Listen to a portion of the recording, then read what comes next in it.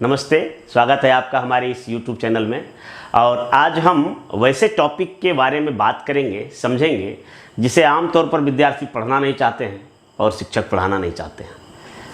थोड़ा सा टफ है, थोड़ा कठिन है, लेकिन मुझे विश्वास है कि आप हमारे इस पूरा वीडियो को देखेंगे तो आपको अच्छी तरीके से समझ में आ जाएगा।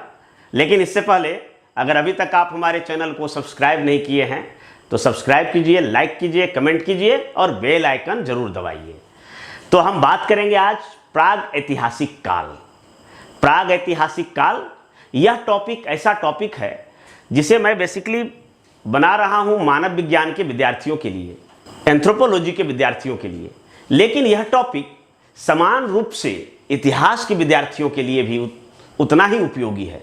इतिहास, प्राचीन इतिहास, जब हम प्राक इतिहास की बात करते हैं, जब प्री हिस्ट्री की बात करते हैं, तो उस समय का जो टॉपिक होता है इतना क्लिष्ट होता है कि हमें समझ में नहीं आता है। तो इस वीडियो के माध्यम से आप आसानी से समझ सकते हैं। तो ये देखिए प्राग ऐतिहासिक काल, जिसे हम प्राक इतिहास भी बोलते हैं। इंग्लिश में अगर बात करें तो प्री हिस्ट्रिक पीरियड या फिर प्री हिस्ट्री। और एंथ्रोपोलॉजी की अगर बात करें तो एक एंथ्रोपोलॉजी में एक सेगमेंट होता है जिसको कि पुरातात्विक मानव शास्त्र कहा जाता है, और इंग्लिश में आर्कोलॉजिकल एंथ्रोपोलॉजी। आर्कोलॉजिकल एंथ्रोपोलॉजी के अंतर्गत जो भी उत्खनन से प्राप्त हुए हैं वस्तुएं, उसके बारे में एक सवाल बीपीएससी में पूछता है।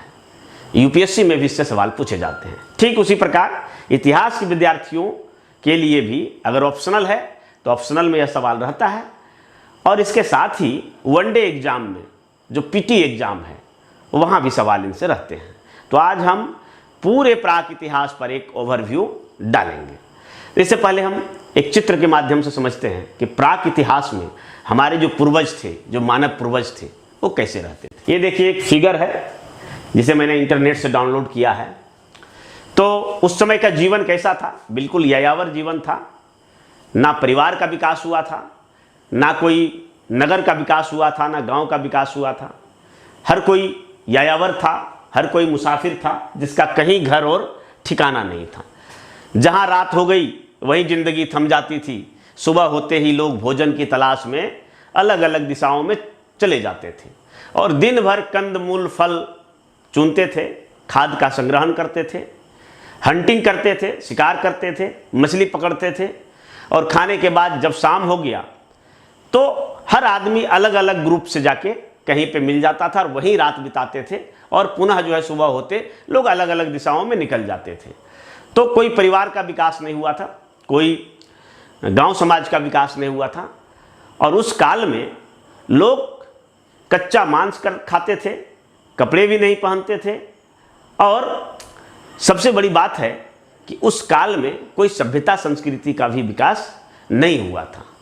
तो ये सभ्यता संस्कृति का कैसे विकास हुआ है और मानव के अंदर किन किन खूबियों के वजह से उनके अंदर ऐसा कैपेसिटी आया कि वो सभ्यता संस्कृति का विकास कर पाया, और मानव से और भी जो स्तनधारी हैं, स्तनधारी वर्ग के प्राणी हैं, या फिर जो एप हैं, मंकी हैं, बंदर हैं, वो क्यों नहीं सभ्यता और संस्कृति का विकास कर पाया।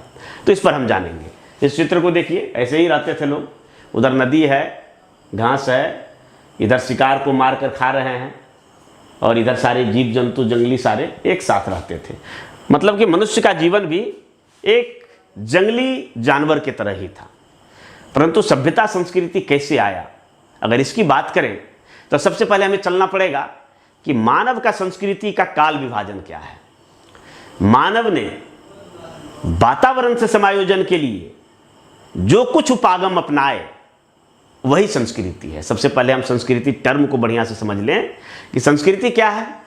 तो मानव जिस वातावरण में रहता था उस वातावरण के प्रति अनुकूलन स्थापित करने के लिए, उससे समायोजन स्थापित करने के लिए, उस कठोर वातावरण में अपने आप को टिकाए रखने के लिए जो भी युक्ति लगाया, जो भी उन्होंने उपकरण बनाए, जो भी औजार बनाए, और जो भी अपना विचार और दर्शन बनाए, तो वही संस्कृति है। संस्कृति को इस प्रकार से हम दो भाग में बांट सकते हैं। एक अमूर्त भाग, जैसे विचार हो गया, नियम हो गया, कानून, प्रथा, परंपरा, रीति रिवाज, ये सब अमूर्त पाठ है। और मूर्त पाठ, जिसे कि हम भौतिक भाग कह सकते हैं, वह जो मनुष्य द्वारा बनाए गए जितने भी औजार उपकरण और विज्ञान एवं प्रौद्योगिकी के सहारे आज जितने भी आविष्कार हुए हैं वे सारे जो है वो संस्कृति मूर्त भाग हैं, यानी फिजिकल पार्ट है। तो इस तरह से संस्कृति का निर्माण मनुष्य ने अपने विशिष्ट वातावरण से समायोजन हेतु किया और आज भी कर रहे हैं। लेकिन प्रारंभ में विज्ञान और प्रौद्योगिकी इतना डेवलप नहीं था। मानव वातावरण से समायोजन स्थापित करने के लिए सबसे पहले पत्थर का औजार बनाना प्रारंभ किया और पत्थर के औजार बनाते बनाते धीरे धीरे वो धातु के औजार बनाने लगे और आज कंप्यूटर और बड़े बड़े मिसाइल से लेके अंतरिक्ष यान तक बनाने लगे। तो सबसे पहले हम पढ़ेंगे कि पूरा जो मानव का इतिहास है उसको हम कितने भाग में बांट सकते हैं।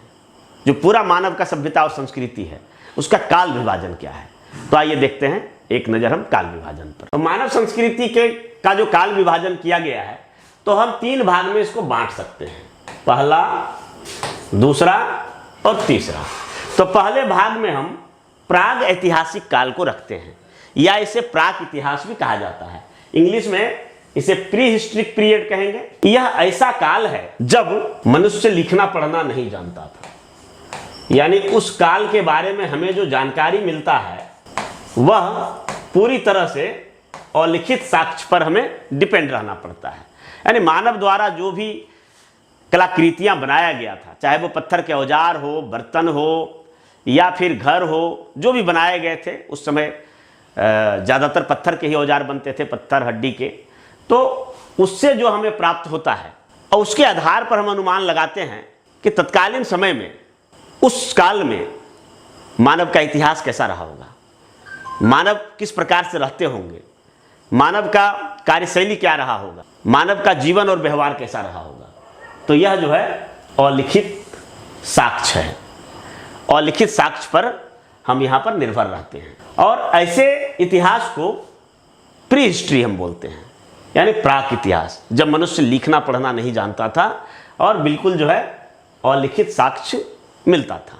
हालांकि ये प्री हिस्ट्री जो टर्म है वह एक प्रकार का भ्रामक शब्द है, क्योंकि विद्वानों का मानना है कि जब से ब्रह्मांड का उद्भव हुआ है तब से द्रव्यमान और समय के बीच जो रिलेशन है उस कारण से पूरे काल को हम इतिहास कह सकते। तो ऐसा केवल इस आधार पर हम यह नहीं कह सकते हैं कि जब मनुष्य लिखना पढ़ना नहीं जानता था तो ये प्री हिस्ट्री है, यानी इतिहास के पूर्व। तो इतिहास के पूर्व जैसा ऐसा कोई तथ्य नहीं है, वास्तव में यह भ्रामक शब्द है, इसलिए प्री हिस्ट्री इसका नाम नहीं होना चाहिए। परंतु एक बार जब कोई उपमा दे दिया जाता है तो वह स्थायी हो जाता है। तो इस प्रकार से ये प्राग ऐतिहासिक काल है जब मनुष्य लिखना पढ़ना नहीं जानता था। दूसरे काल को अगर हम देखें तो इसे कहा जाता है आद्य इतिहास। आद्य इतिहास या आद्य ऐतिहासिक काल, इंग्लिश में बोले तो प्रोटो हिस्ट्रिक पीरियड। इस काल के इतिहास को जानने के लिए, इस काल के मानव जीवन को जानने के लिए हमारे पास लिखित साक्ष्य है, लिखित साक्ष्य मौजूद है, परंतु यह लिखित साक्ष्य कैसा है तो अपठनीय है। मतलब लिखा हुआ है, मनुष्य ने उस काल में लिखना पढ़ना सीख गया था, परंतु उन्होंने क्या लिखा क्या पढ़ा वो आज हम नहीं समझ पाते हैं। जैसे हमारे देश की सिंधु घाटी का इतिहास देखें तो सैंधव लिपि को अभी तक कोई पढ़ नहीं पाया है। कई विद्वानों ने दावा किया है कि सिंधु लिपि को पढ़ने में सफलता पाया, लेकिन उसको अभी तक मान्यता नहीं मिला। जैसा कि आप लोग जानते होंगे कि मौर्य काल के लिपि को भी बहुत दिनों तक नहीं पढ़ा गया था। पहली बार जेम्स प्रिंसिप ने 1837 ईस्वी में मौर्य लिपि को पढ़ा था। तो उसी प्रकार सैंधव लिपि को भी पढ़ने में सफलता नहीं मिली। मतलब आद्य इतिहास, प्रोटो हिस्ट्री, वैसे काल को हम कहते हैं जहाँ की लिखित साक्ष्य है लेकिन अपठनीय है, जिसे पढ़ा नहीं जा सका। और इसी प्रकार तीसरे भाग में हम देखें तो ऐतिहासिक काल।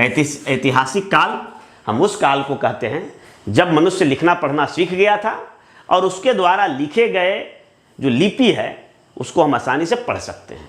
यानी अगर भारत में देखें तो वैदिक काल के बाद का जो इतिहास है उसको पढ़ा जा सका है, उसका पढ़ के अंग्रेजी में अनुवाद हुआ, हिंदी में अनुवाद हुआ और उस काल के इतिहास को सब लोग जानते हैं। तो यानी जहाँ पर लिखित साक्ष्य मौजूद हो और जो पूरी तरह से पठनीय हो उस काल को हम ऐतिहासिक काल कहते हैं। यानी वैदिक सभ्यता के बाद के काल को ऐतिहासिक काल कह सकते हैं, और यह जो है पठनीय होगा। तो इस तरह से पूरे मानव की संस्कृति को हम 3 भाग में विभाजित कर सकते हैं, प्रागैतिहासिक काल, आद्य ऐतिहासिक काल और ऐतिहासिक काल। अब एक तथ्य पर हमें और गौर करना पड़ेगा कि ये पूरा का पूरा जो प्रागैतिहासिक काल है, उस काल में मनुष्य ने पत्थर के औजार बनाए, और पूरा जो काल है तो लगभग यह 10 लाख वर्षों का है। लगभग 10 लाख वर्षों का यह काल है, और 10 लाख वर्षों तक मानव केवल पत्थर के ही औजार बनाते रहे। हालांकि अंतिम चरण में बर्तन, कृषि, पशुपालन, इन सब चीज़ों का जरूर विकास हुआ, जिसको कि आगे हम चर्चा करेंगे, परंतु पत्थर के औजार बनाने के कारण इस काल को पाषाण काल कहा गया। यानी पाषाण काल या फिर स्टोन एज, या फिर इसे प्रस्तर काल भी बोल सकते हैं। प्रस्तर मतलब पत्थर होता है, इसलिए इसे प्रस्तर काल भी हम बोल सकते हैं। तो इस तरह से पाषाण काल क्या है, तो वास्तव में प्रागैतिहासिक काल और पाषाण काल दोनों एक ही है, दोनों एक ही मीनिंग रखता है, चाहे उसको प्रागैतिहासिक काल कह लीजिए या फिर पाषाण काल कह लीजिए। क्योंकि पूरा का पूरा जो पत्थर के औजार जिस काल में बने थे उसको पाषाण काल कहते हैं, या फिर प्रागैतिहासिक काल कहते हैं, या फिर प्राक इतिहास बोलते हैं। अब हम बात करते हैं कि जब ये पत्थर के औजार बनते थे तो धातु के औजार कब बनने लगे। तो धातु के औजार आज भी बन रहे हैं। प्रारंभ कब हुआ, तो ये आद्य ऐतिहासिक काल से धातु के औजार बनना प्रारंभ हो गया। जैसे कि आद्य इतिहास का सबसे बड़ा जो उदाहरण है सिंधु घाटी सभ्यता है, हड़प्पा सभ्यता है।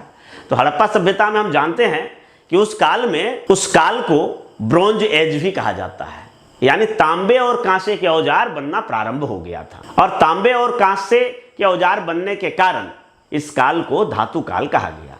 तो इन दोनों को अगर मिला दिया जाए, आद्य ऐतिहासिक और अब का जो ऐतिहासिक काल है, तो दोनों मिला के हम धातु काल कह सकते हैं, या फिर इसको मेटल एज हम इंग्लिश में कह सकते हैं।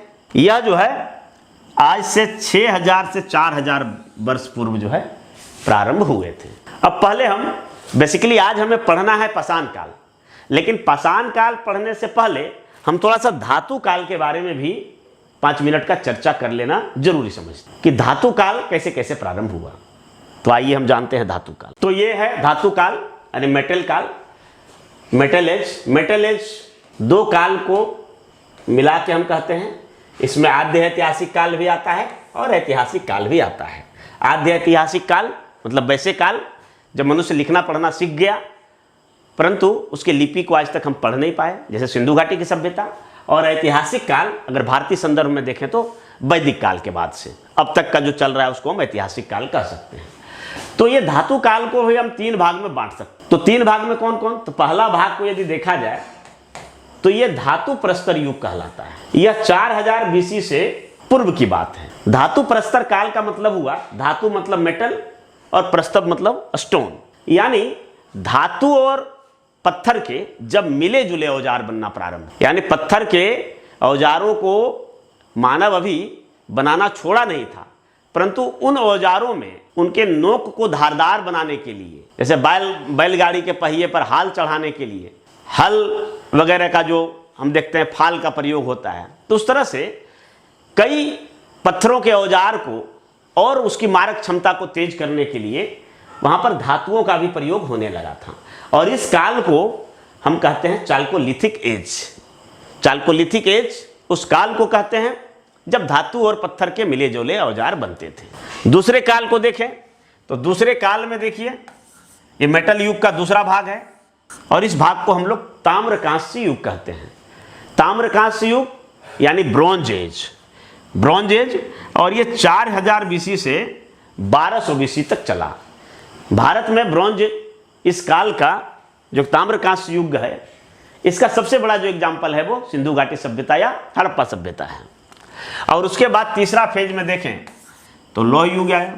सिंधु घाटी के सभ्यता के लोग भी हालांकि लोहा से परिचित थे, परंतु लोहा का व्यापक पैमाने पर उपयोग नहीं हुआ था। और बाद में जब हम देखते हैं कि आर्यों का आगमन हुआ हमारे देश में, अब वैदिक सभ्यता प्रारंभ हुआ, तो उस काल से लोहे का उपयोग काफी ज्यादा मात्रा में बढ़ गया था। तो तब से आज तक के काल को हम लौह युग कह सकते हैं। आज भी हमारे जीवन में लोहा का, मानव सभ्यता संस्कृति में लोहा का बहुत बड़ा महत्व है। परंतु इस काल में एक और एडिशनल हम रख सकते हैं आज के युग में केवल लोहा का प्रयोग नहीं होता है, बल्कि जितने सारे धातु हैं सबका प्रयोग होने लगा है। पत्थर का भी प्रयोग होता है आज भी। तो इस तरह से सारे धातु मिलाकर और नया टेक्नोलॉजी जो आया है मानव जीवन में, इस काल को तकनीकी युग कहते हैं। हालांकि इसकी शुरुआत तो पहली शताब्दी से ही हो गया था, तकनीकी का मानव जीवन में प्रवेश हो गया था। परंतु अगर हम 1850 के बाद देखें, जब से औद्योगिक क्रांति की शुरुआत हुई, तब से तकनीकी युग काफ़ी ज़ोर शोर से आया। और आज पत्थर के औजार बनाने वाले आदिम मानव ने आज यहाँ तक सभ्यता और संस्कृति का विकास कर लिया कि वो रॉकेट बना रहा है, हवाई जहाज बना रहा है, कंप्यूटर बना रहा है, अंतरिक्ष यान बना रहा है, मिसाइल बना रहा है। तो इस कारण से हम इसे तकनीकी काल हम कहेंगे। और अब हम बात करेंगे प्राग ऐतिहासिक काल के बारे में, यानी पाषाण काल के बारे में। तो आइए पाषाण काल। पाषाण काल, जैसा कि हमने बताया कि पाषाण काल लगभग 9 से 10 लाख वर्षों का रहा था। मानव पत्थर के ही औजार बनाने लगे थे। तो इतने बड़े काल को हम अगर देखें तो इनमें भी कई स्तर देखने को मिलते हैं। प्रारंभ में जब मानव ने पत्थरों का औजार बनाना प्रारंभ किया था, तब के पत्थर के औजार थोड़ा भद्दे होते थे, मोटे होते थे, भारी होते थे और उसके मारक क्षमता थोड़ी कम होती। लेकिन जैसे जैसे समय बीतता गया तो मानव के औजार हल्के होते गए, उसकी मारक क्षमता बढ़ती गई और वो नुकीले होते गए, पॉलिशदार होते गए और धीरे धीरे वो नक्काशीदार होते चले। तो इसके आधार पर मानव ने जो पत्थर के औजार बनाए, तो उसके आधार पर हम पूरे पाषाण काल को 3 भाग में विभाजित कर सकते हैं। और इस 3 भाग का, हालांकि प्रारंभ में 2 ही भाग विभाजित किया गया था, एक पूरा पाषाण काल था और दूसरा नव पाषाण काल। लेकिन कई विद्वानों ने देखा कि पूरा पाषाण काल से सीधा नव पाषाण काल ना आके बीच में एक संक्रमण काल भी था, जिसको कि मध्य पाषाण काल का उपमा दिया गया। तो ये 3 भाग में पाषाण काल को बांटा जा सकता है। आगे बात करने से पहले हम एक चीज और समझेंगे कि किस पत्थरों को देखकर ये खोज हुआ था कि मानव कभी पत्थर के औजार बनाते थे। तो हम बात करेंगे फ्रांसीसी विद्वान बोसर दी पर्थ के बारे में। बोसर दी पर्थ फ्रांसीसी विद्वान थे, जिन्होंने सोम नदी के किनारे, फ्रांस में सोम नदी पेरिस के बगल में बहती है, वहां पर एक विशेष प्रकार का पत्थर को देखा था, जिसे चकमक पत्थर कहा जाता है। चकमक यानी फ्लिंट। और उन पत्थरों को देखकर बोसर दी पर्थ ने कहा था कि यह जो है अति प्राचीन है और साथ ही साथ मानव निर्मित है। यह चकमक पत्थर फ्लिंट जो कि मानव निर्मित और अति प्राचीन बोसर दी पर्थ ने माना था। और तब जाके मानव द्वारा बनाए गए पत्थर के उपकरणों की व्यापक स्तर पर खोज होने लगी।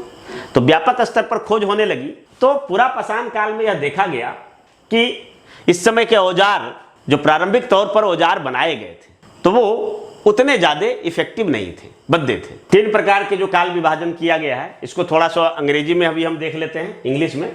तो पूरा पाषाण काल का ये पैलियोलिथिक एज, मध्य पाषाण काल को हम मेसोलिथिक एज कहते हैं और नव पाषाण काल को हम नियोलिथिक एज कहते हैं। ये 3 भाग है। तो पूरा पाषाण काल यह सबसे लंबा काल था और सबसे लंबा काल में यहाँ पर इस काल को भी 3 भाग में विभाजन किया गया, जिसको कि हम आगे चर्चा करेंगे। परंतु हम यह देख लेते हैं, सबसे पहले यह देख लेते हैं कि इसको 3 भाग में कैसे विभाजित किया गया। निम्न पूरा पाषाण काल, इंग्लिश में इसे लोअर पैलियोलिथिक एज बोलते हैं। दूसरा है मध्य पाषाण काल और अंग्रेजी में इसे मिडिल पैलियोलिथिक एज कहते हैं। मध्य पूरा पाषाण काल, मिडिल पैलियोलिथिक एज। और तीसरा है उच्च पूरा पाषाण काल यानी हायर पैलियोलिथिक एज। इस तरह से पूरा पाषाण काल, जो कि सबसे लंबा काल था, उसे 3 भागों में बांटा गया। सबसे जो प्राचीन काल था निम्न पूरा पाषाण काल, यह इनमें से भी यह सबसे लंबा था और यह लगभग 7-8 लाख वर्षों का था। 7-8 लाख वर्ष लंबा था। और इसे बनाने वाले जो मानव थे, जो मानव प्रजाति थी, उसका नाम था होमो इरेक्टस। इस काल में जो प्रमुख औजार बने थे उसका नाम था चॉपर, चॉपिंग और हैंडेक्स। अब हम आगे समझाएंगे कि होमो इरेक्टस क्या है और चॉपर, चॉपिंग, हैंडेक्स किस प्रकार के औजार थे। पहले हम देख लेते हैं मध्य पूरा पाषाण काल के। तो मध्य पूरा पाषाण काल में थोड़ा सा एडवांस हो गए और मानव की प्रजाति भी बदल गई। और इस काल में जो मानव की प्रजाति आई, वह प्रजाति थे नियंडरथल मानव। और इसके द्वारा जो औजार बनाए गए थे वह औजार थे क्लीवर और स्क्रैपर। ये नियंडरथल मानव द्वारा बनाया गया क्लीवर और स्क्रैपर। और अगर तीसरे चरण की बात करें उच्च पुरापाषाण काल का, तो यहां पर यह संक्रमण काल था। इसके बाद मध्य पाषाण काल का टर्म आता है। तो यहां पर मानव सभ्यता काफी तेजी से आगे बढ़ी थी और यहां पर मानव के औजार भी सूक्ष्म हो गए थे और तेज औजार हो गए थे। और पहली बार इस धरती पर उच्च पुरापाषाण काल में होमो सेपियंस मानव आए थे। ये पीछे जो बताए हैं होमो इरेक्टस, यह भी मानव प्रजाति है, मानव के पूर्वज हैं। उसके बाद नियंडरथल भी मानव के पूर्वज हैं।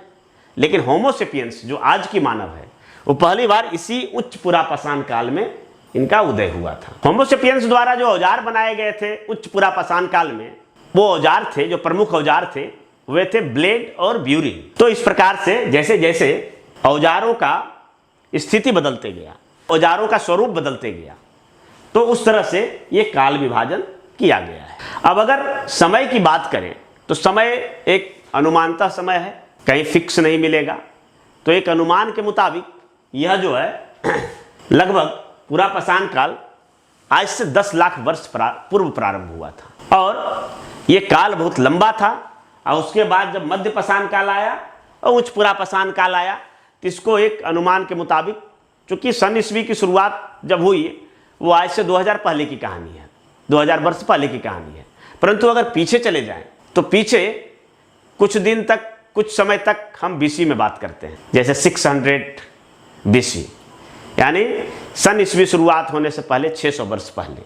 लेकिन जब काफ़ी समय आगे चले जाएंगे तो इतना वर्ष पूर्व, जैसे 10 लाख वर्ष पूर्व, 1 करोड़ वर्ष पूर्व, जैसा कि हम लोग जानते हैं कि लगभग 2.5 करोड़ वर्ष पूर्व ट्रायसिक और जुरेसिक युग था। तो उसी प्रकार हम पूर्व से बात करेंगे। तो इसको भी देख लेते हैं कि ये कब की है। अगर हम समय की बात करें तो निम्न पुरापाषाण काल का जो समय था वह 10 लाख वर्ष से पूर्व 50,000 वर्ष पहले तक का था। अगर हम मध्य पुरापाषाण काल की बात करें तो यह 50,000 से लेके 25,000 वर्ष पूर्व की कहानी है। अगर हम उच्च पुरापाषाण काल की बात करें तो यह 25,000 से लेके 7,000 वर्ष पूर्व तक की कहानी है। उच्च पुरापाषाण काल का जो काल है वो 25,000 वर्ष से लेके 7,000 वर्ष पूर्व तक का है। और इसी प्रकार यह जब खत्म होता है तब फिर टर्म आता है मध्य पाषाण काल का। तो मध्य पाषाण काल का जो समय है वह है, मध्य पाषाण काल का जो पीरियड है वो लगभग 7,000 से 6,000 वर्ष पूर्व तक का है।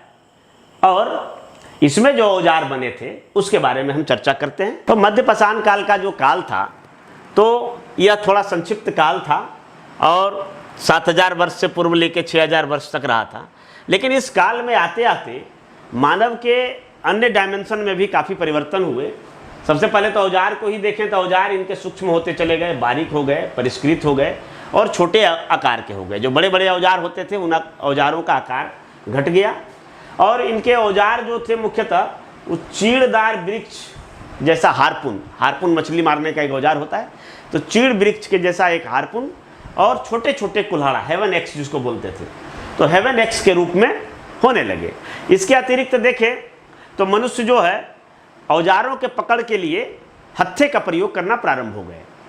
पहले जो औजार होते थे वो सिर्फ पत्थर के होते थे, लेकिन अब उसमें लकड़ी या किसी अन्य चीज का हत्था पकड़ने के लिए हैंडल का प्रयोग किया जाने लगा था। आसान शिकारों को औजारों से मारने लगे थे और अपना ये आवासन जो है, इनका रहन सहन वो झीलों के किनारे होने लगे थे। अल्प मात्रा में बर्तनों का भी विकास प्रारंभ हो गया था और कुत्ता जैसे जीव जंतुओं को पालतू भी बनाने लगे थे।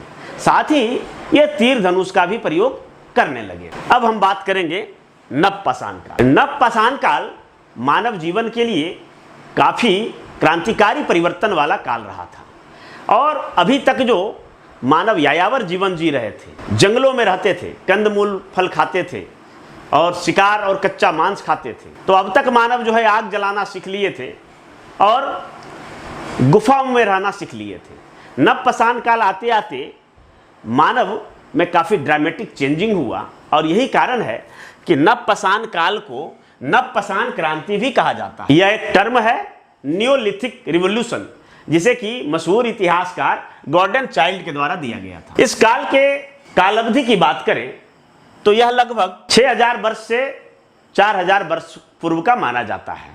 और इस काल में आते आते, जैसा कि नवपाषाण क्रांति इसे कहा गया है, तो मानव अब धीरे धीरे खेती बाड़ी करना प्रारंभ कर दिया था। और चूंकि बर्तनों का विकास हो चुका था, इसके पहले ही हो चुका था, यहाँ आते आते बर्तनों का विकास काफ़ी तेजी से बढ़ा और मानव जो है नदी घाटी के किनारों बसना भी प्रारंभ कर दिया था। और इस काल में पशुपालन भी तेजी से बढ़ा। तो 3-4 टर्म जो देखते हैं मानव जीवन का, तो वो काफ़ी जो है क्रांतिकारी रहा। पहिया का आविष्कार भी मानव ने इस काल में कर लिया था। बर्तनों के विकास ने मानव सभ्यता को काफ़ी हद तक प्रभावित किया। और जब बर्तनों का विकास हुआ तब मानव द्वारा जो कृषि की जाने लगी, तो कृषि अधिशेष को, जो एग्रीकल्चर सरप्लस है, वो बर्तनों में रखा जाने लगा। और जब बर्तनों में रखा जाने लगा तो मानव में बचत की टेंडेंसी क्रिएट हुआ। और जब बचत होने लगा तो परिवार के सभी लोगों को काम करने से मुक्ति मिल गई। तो कुछ लोगों ने सोचना प्रारंभ किया।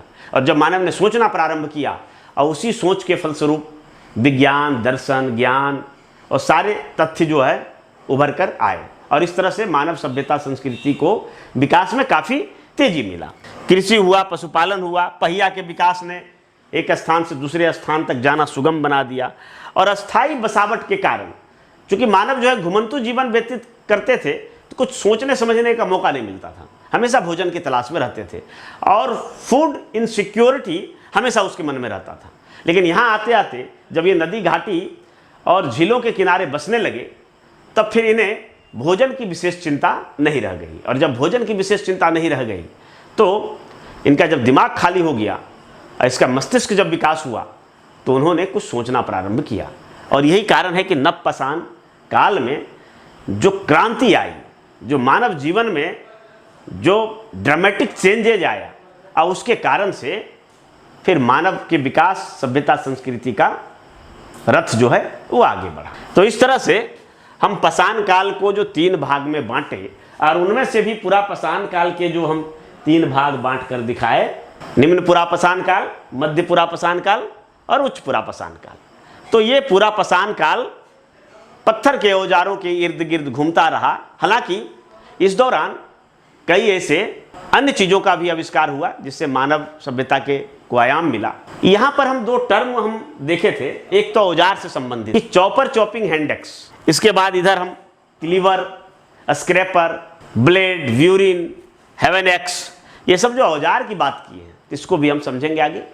और इस चीज़ को हम समझेंगे कि ये मानव का जो प्रजाति है, होमो सेपियंस, निएंडरथल, होमो इरेक्टस, इसमें क्या समानता है और इसके बीच की क्या कड़ी है। लेकिन उसको समझने से पहले हम देख लेते हैं, कुछ चित्रों पर नज़र डाल लेते हैं कि किस प्रकार की पाषाण काल में मानव सभ्यता हुआ करती। कुछ झलकियाँ देख लीजिए, किस प्रकार से ये शिकार करते थे, गड्ढा खोद के शिकारों को बजाते थे। उस काल में मैमथ जैसे रहे होंगे, हाथी और गैंडा का मिला जुला रूप। ये गुफाओं में लोग रहते थे, ये प्राणी है इसका शिकार करने के लिए, और इस तरह से लोग रहते थे। औजारों की अगर बात करें तो ये सबसे पहला जो औजार बना था मानव द्वारा, से मानते हैं कुल्हाड़ी। वास्तव में वो कुल्हाड़ी नहीं था, आधुनिक कुल्हाड़ी के जैसा नहीं था, बल्कि उसको हस्त कुठार कह सकते हैं, पत्थर के औजार थे। तो ये पत्थर के औजार है। सबसे पहले मानव द्वारा निर्मित औजारों को बोसर दी पर्थ फ्रांसीसी विद्वान ने सोम नदी के किनारे खोजा था। और ये जो प्रथम औजार थे तो वो हस्तकुठार इस प्रकार के कुछ हुआ करते थे, जिसको कि हाथ से पकड़कर चलाया जाता था। मतलब यही कुल्हाड़ी जो है सबसे प्राचीन कुल्हाड़ी है जिसे मानव ने बनाया था। और इसके मदद से शिकारों के मारने, उसका खाल निकालने और मांस को काटने में, और इसके साथ साथ पेड़ पौधों को काटने के लिए उपयोग करते थे। तो यही है जिसका नाम है हस्तकुठार। ये हस्तकुठार है जिसको कि हैंड एक्स बोलते हैं। और सबसे प्राचीन अगर औजार की बात करें तो यही औजार है। और देखते हैं मध्य पुरापाषाण काल यानी मिडिल पेलियोलिथिक एज में हम देखे थे तो ये स्क्रैपर है और ये क्लीवर है। इसके अतिरिक्त और भी देख सकते हैं, ये चॉपर है। ये निम्न पुरापाषाण काल का चॉपर औजार है, चॉपर, चॉपिंग हैंड एक्स। तो हैंड एक्स की तो उधर बात करें, ये चॉपर है। उसी प्रकार ये चॉपिंग है, ये मानव द्वारा निर्मित सबसे पहले होने वाले औजारों में से एक है। ये स्क्रैपर है। इस पर हम एक और वीडियो बनाएंगे जिसमें हम पूरा पाषाण काल के बारे में बताएंगे, तो उसमें इन औजारों के बारे में विस्तार से बताएंगे। इसके अतिरिक्त देखिए, ये ब्लेड है, ये ब्यूरिन है, जो कि उच्च पूरा पाषाण काल आते आते मानव ने बनाना प्रारंभ किया था। तो इस प्रकार से औजारों के बाद अगर हम दो टर्म को और हम समझते हैं कि मानव प्रजाति का फंडा क्या है और उसमें किस प्रकार से रिलेशन है। तो जैसे कि माना जाता है कि बंदर हमारे पूर्वज, बंदर आम बोलचाल की भाषा में बोला जाता है, परंतु वास्तव में बंदर नहीं बल्कि कपी, कपी यानी एप हमारे पूर्वज थे। और मानव और एप में जितना अंतर है उतना ही एप और बंदर में अंतर है। इस बात को समझने के लिए भूल नहीं करना चाहिए। तो हमारा पूर्वज जो था वो कपी था। तो कपी से किस प्रकार की मानवीकरण की प्रक्रिया हुई और किस प्रकार से मानव बना, तो उसकी चर्चा हम अभी करेंगे। अब हम बात करेंगे मानव पूर्वज की। तो मानव पूर्वज के संबंध में कुछ ऐसे शब्द आपको सुनने के मिलेंगे जो थोड़ा सा टफ महसूस होगा, लगेगा कि पता नहीं ये कहाँ से आ गया ऐसे भारी भरकम शब्द। लेकिन मैं आज बताऊंगा आपको मानव पूर्वज के बारे में, तो ये सारे शब्द जो है वो आसान हो जाएंगे। तो हम लोग जैसा कि जानते हैं कि हम लोग के पूर्वज जो है वो कपी थे, और सबसे जो निकटतम कपी थे तो वो प्रोप्लायोपिथिकस नामक कपी था, जहाँ से कि मानवीकरण की प्रक्रिया प्रारंभ हुई। और दूसरी ओर शाखाजीवी प्राणी जो कि पेड़ पौधे पर रहते थे, उनका एक लाइन अलग हो गया और मानवीकरण की प्रक्रिया की लाइन अलग हो गई।